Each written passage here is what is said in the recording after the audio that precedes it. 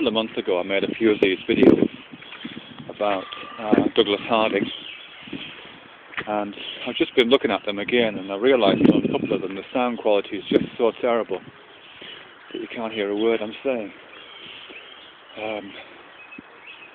So I can't even remember if I uploaded them to YouTube or not. If I did, I'm going to delete them anyway. But I'm trying to remember what I said, but it's so long ago that I can't really remember. And like I said, the sound quality is so bad that I can't hear what I was talking about, unfortunately. But certainly one of the things I wanted to talk about in one of those videos was just to voice some concerns, really, that I had with his methodology and the, I guess, the theoretical framework around which it's built, which is to do with this idea of seeing.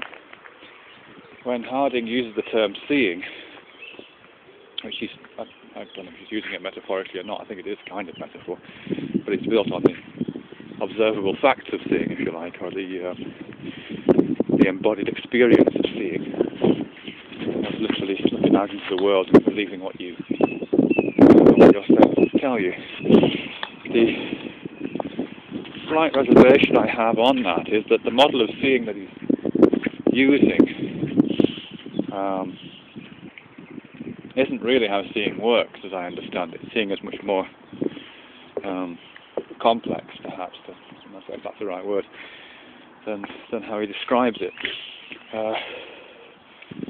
The model of seeing he seems to be offering is, or that he's assuming that we are bringing to the table, is one in which seeing is, or at least the eye, is just kind of camera. And in Harding, the eye is singular for reasons that I don't have time to go into here. The eye is a kind of camera. There's a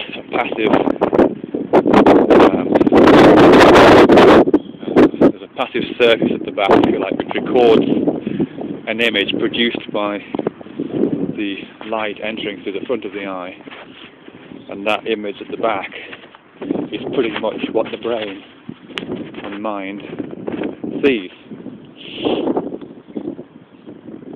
I'm just a bit concerned because the wind's picking up again here, so I think I might end up with a duff video again. Never mind, I'll proceed. That isn't how the eye works, unfortunately. The eye is a much more complicated instrument than that. When we're looking around, well, actually, I think I've already said somewhere else about the eye moving, so I'm perhaps not talking about that.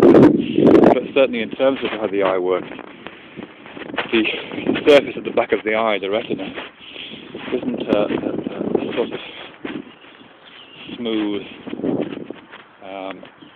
uncomplicated surface like the chip in a digital camera, or like the chemical film at the back of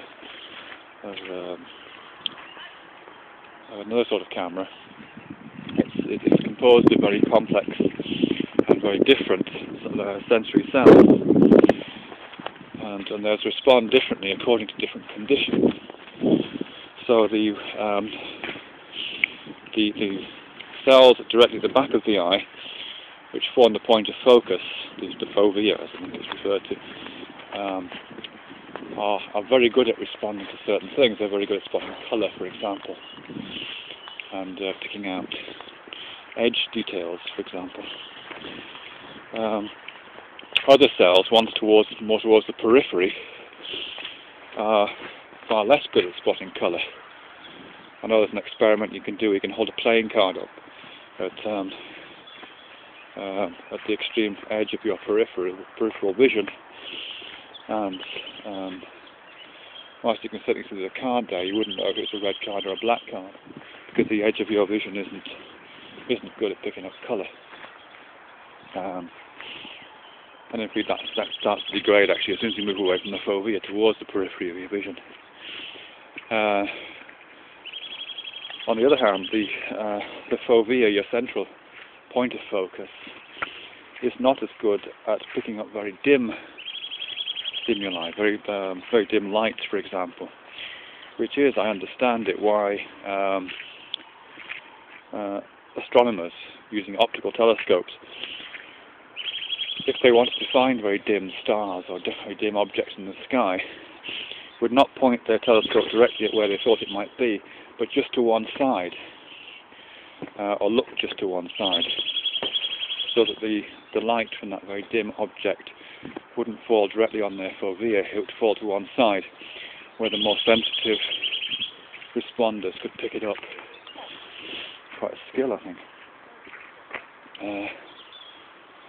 So those sort of subtle differences are lost, I think, in this image that we bring to the table with some of Harding's understandings of seeing. We don't recognise those distinctions. Also, of course, the cells in the eye, as they relate to the later processing centres in the brain, there's something like 40 or 50 different centres apparently in the brain which process visual information. Something like 50% of the brain's processing power altogether, apparently. Those different centres in the brain process the visual image in very different ways. Some areas process horizontal lines, some only process vertical lines, some only process colours, some are very specific and just process faces. So for example, if you get damage to that particular area of the brain, you suffer a condition which I think is called something like prosopagnosia, in which you can, I may even get the name wrong, which that's either you don't recognise faces or you can't identify the status of an object. You know what, you can see it, but you can't tell what it is. I think Oliver Sacks writes about that in The Man Who Mistook His Wife for a Hat. And the sufferer of that particular condition is constantly making mistakes about what the objects are. He can't apply correct meanings to objects.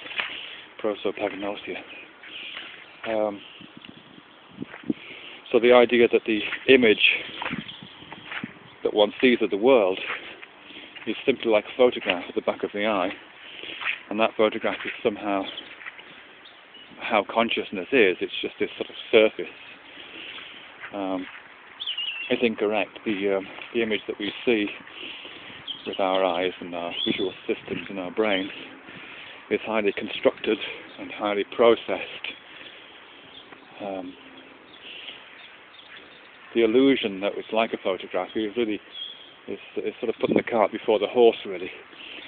It's more the fact that a two-dimensional photograph or photorealistic image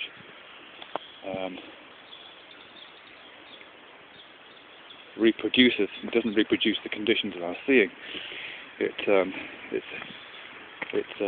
stimulates those centres in our eyes and in our brains in a way which corresponds to seeing this image out there in the world. So again, that's not a good image for how seeing takes place.